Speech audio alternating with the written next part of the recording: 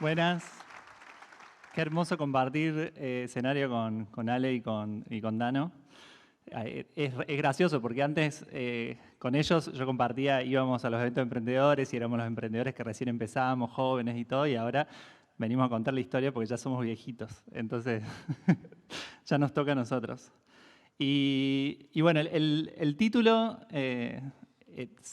lo cambié, perdón Aileen, pero iba a ser el zigzag emprendedor. Creo que Ale y Dano les contaron un poco eso. Acá va a ser también eso. Pero esta es una frase que a mí me interpela mucho en mi vida y les vamos a machacar un montón. Lo mismo que dijo Dano, lo que dijo Ale, un poco lo voy a decir yo. Eso de por qué no terminamos haciendo eso que queremos hacer o por qué no terminamos ni siquiera tal vez de ser completamente nosotros. Y eso de ahí va. Y lo primero es estar acá. Y quiero hablarles de un poco del privilegio que es que este evento exista. Como les decía Dano recién, esto no existía antes.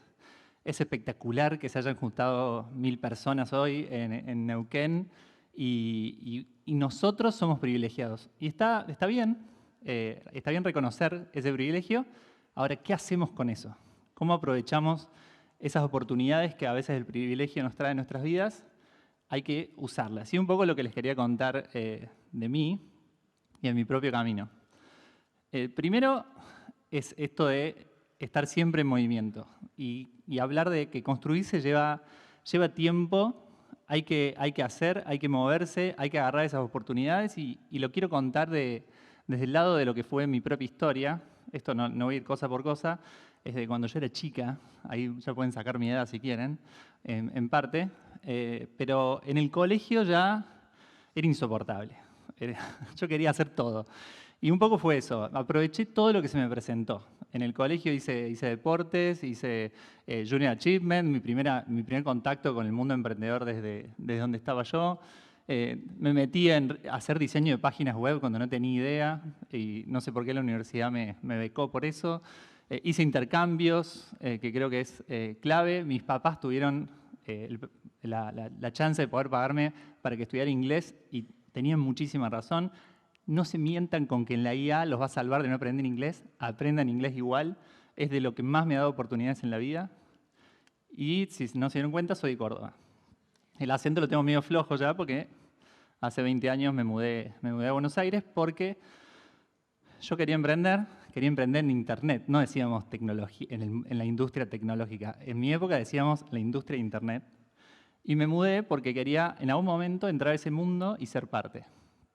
Y mi primera oportunidad de meterme fue entrar en Google. Era el año 2006, estaba trabajando para la empresa de mi viejo, que es una empresa de autopartes.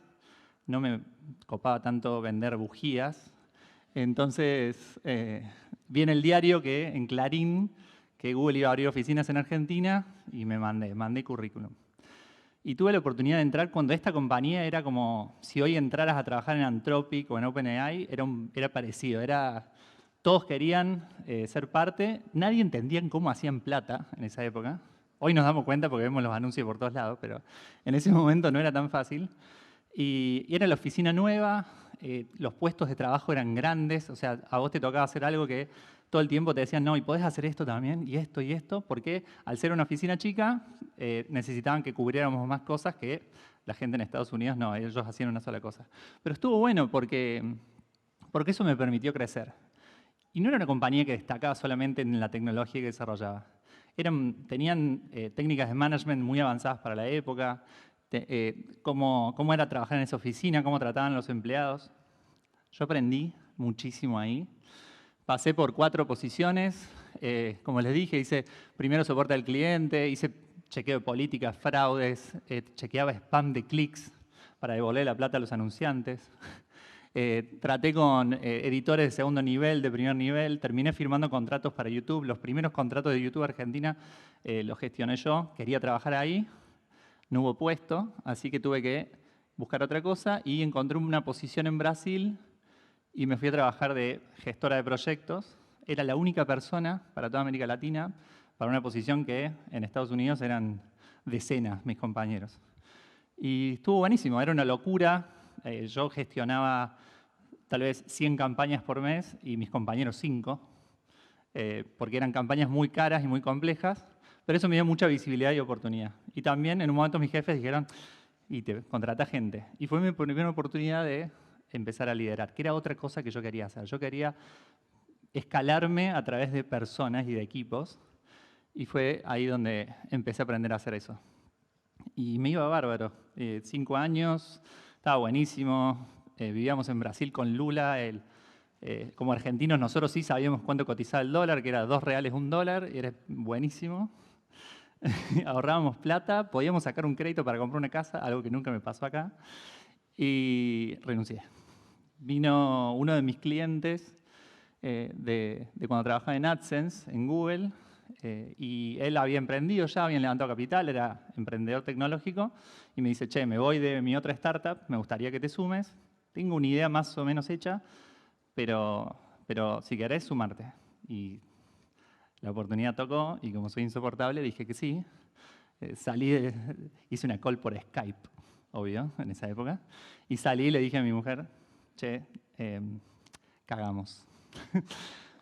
Nos volvimos a Argentina y empezamos lo que fue Workana. Y Workana fue otra plataforma para hacer cosas. Fue una plataforma increíble que tuve la oportunidad de ser parte desde cero. A mí me encantaba eso, ¿no? Yo emprendo porque empezar algo de cero, crearlo, tener mucho control sobre eso que no te da nunca la corpo, que es control, poder tocar ese producto y que a alguien le interese lo suficiente como para comprártelo y darte plata, me parece increíble.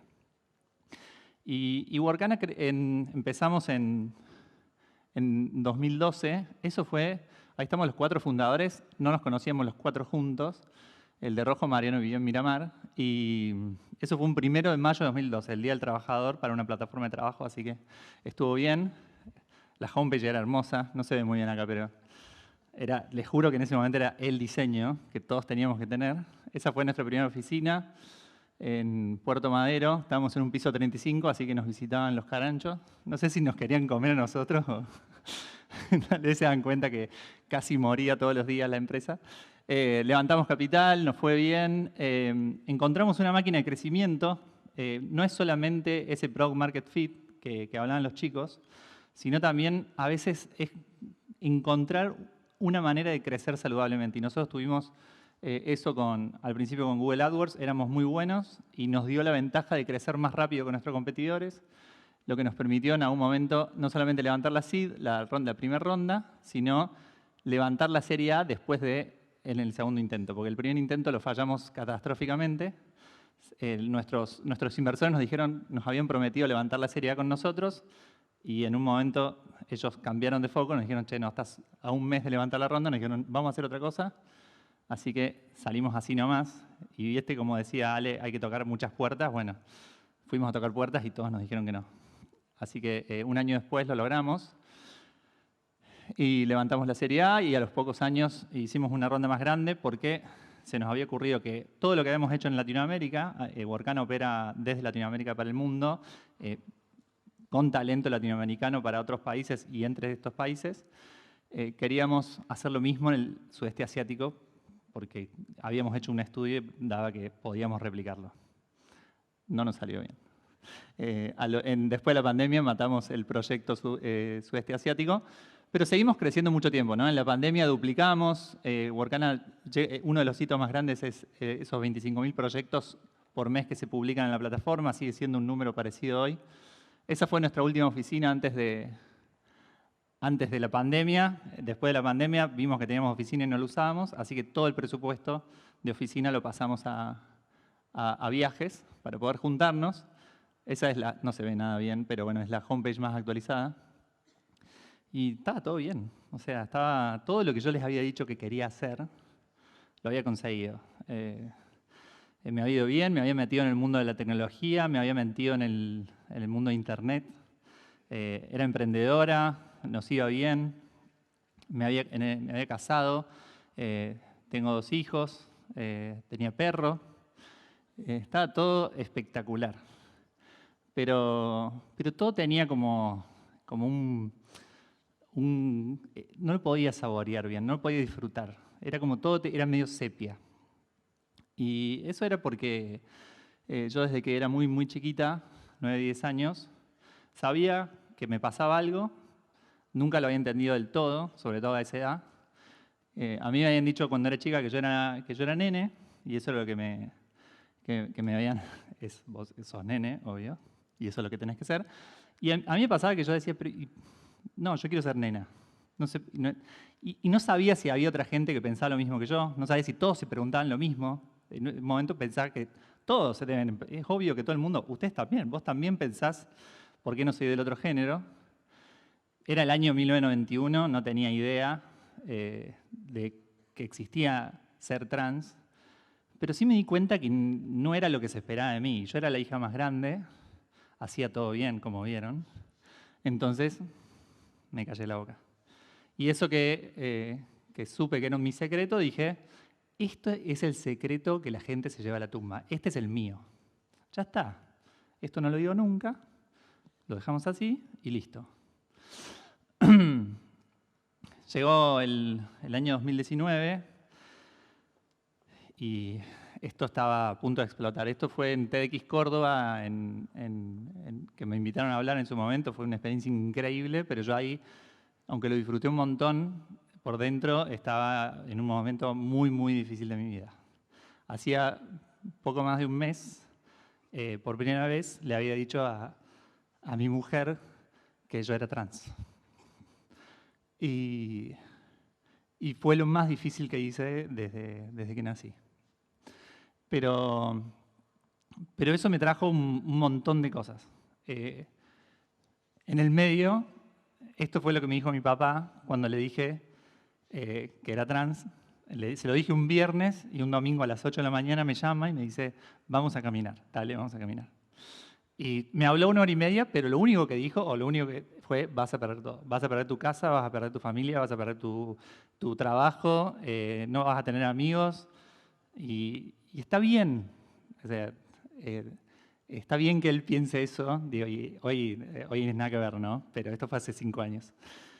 Pero es la misma mentira que yo me dije a mí durante 37 años. Y cuando yo lo escuchaba en mi papá, me di cuenta que yo ya estaba en otro lugar. Que basta de eso que me dije. Y la verdad que...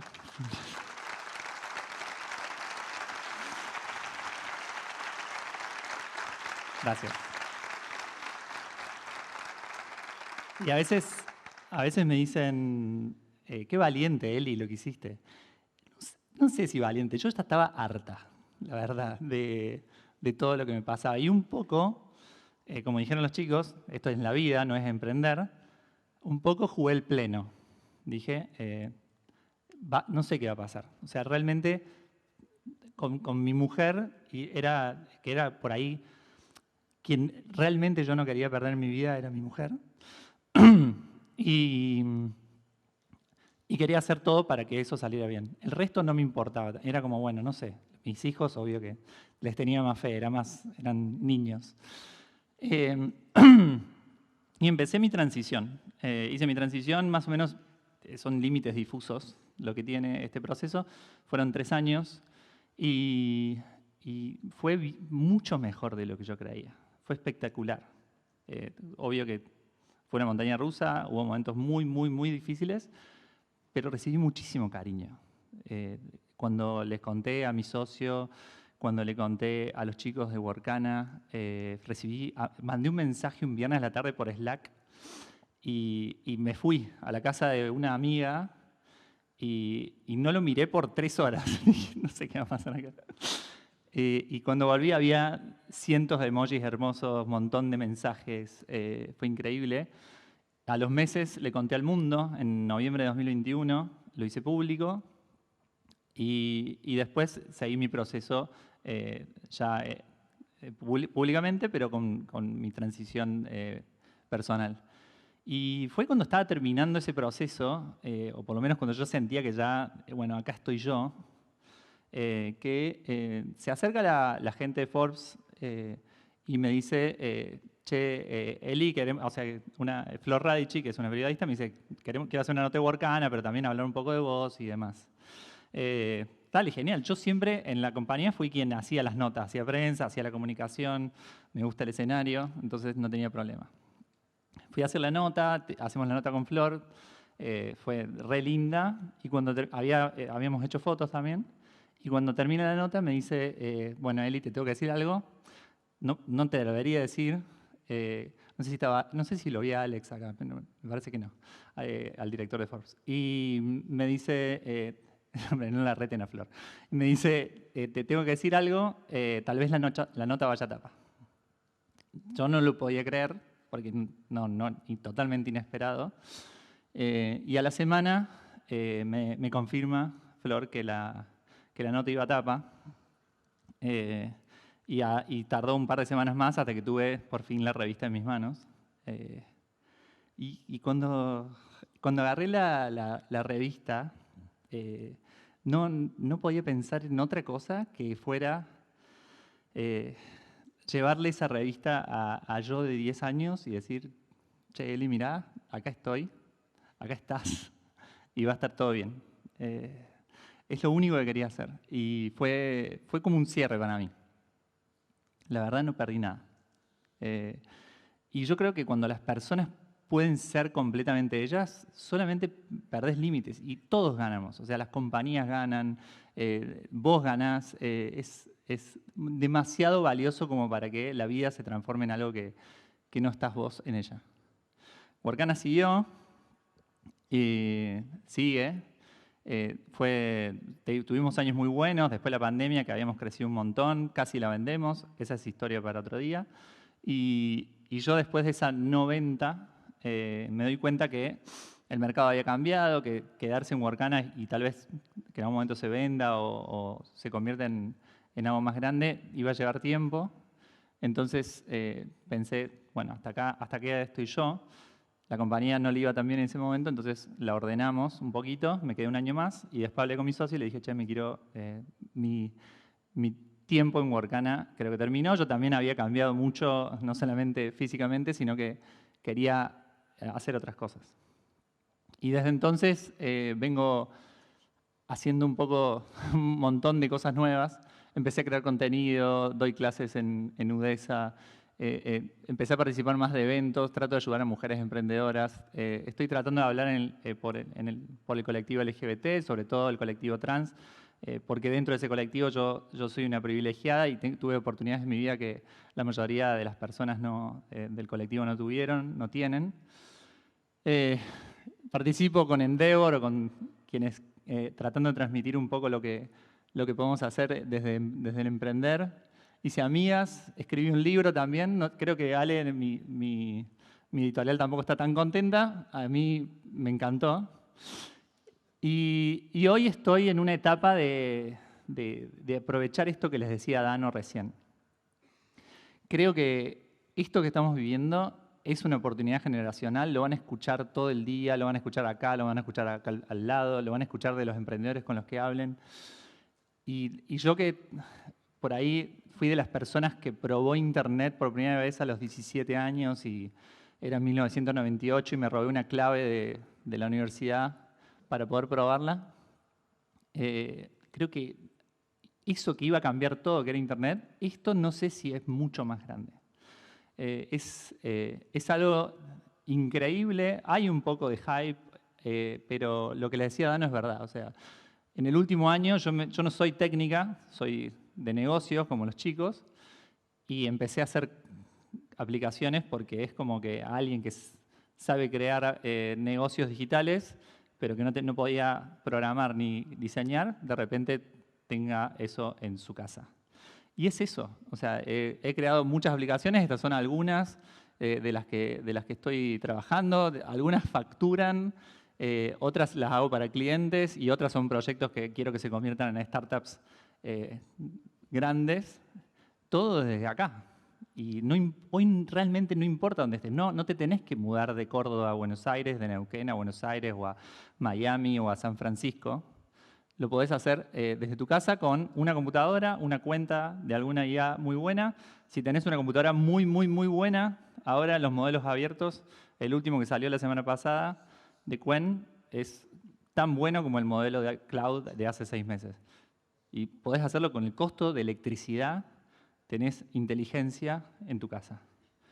es espectacular. Así que creo que, aunque yo también estoy ahí, la IA es la oportunidad de todos nosotros, de ustedes, y creo que democratiza el acceso a la inteligencia de una manera que nunca lo vimos. No es que yo no quiero contratar programadores, no es que nos va a reemplazar, pero ahora puedo empezar y, como decía Dano, probarlo, y si empieza a ir bien, bueno, ahí armamos, y armamos equipo, y nos escalamos usando esto. Es increíble. Entonces, un poco lo que quiero que se queden es que muévanse, hagan cosas. El objetivo está bien tenerlo, a mí me gusta tener objetivos, pero a veces, incluso cuando llegás al objetivo, decís, no sé si quería esto. Pero te mantiene en ese movimiento y creo que está buenísimo. Y después la vida tal vez te pega una trompada, como me la pegó a mí, y te movió de lugar, pero el lugar que llegaste te gusta más que el que hubiera llegado. Hagan cosas, no tengan miedo. Hoy, o sea, hablen con Cloud, hablen con gente, hablen con quien quieran, pero hagan cosas. No tengan miedo de romper algo. Sean consistentes. Eso lo dijo Ale también, así que estamos medio repetitivos acá. No es rápido, casi nunca es rápido. Muchas veces no va a ser lindo y siempre, siempre vale la pena. Pero sobre todo, en ese camino, no se olviden de ser ustedes. Muchas gracias. Gracias.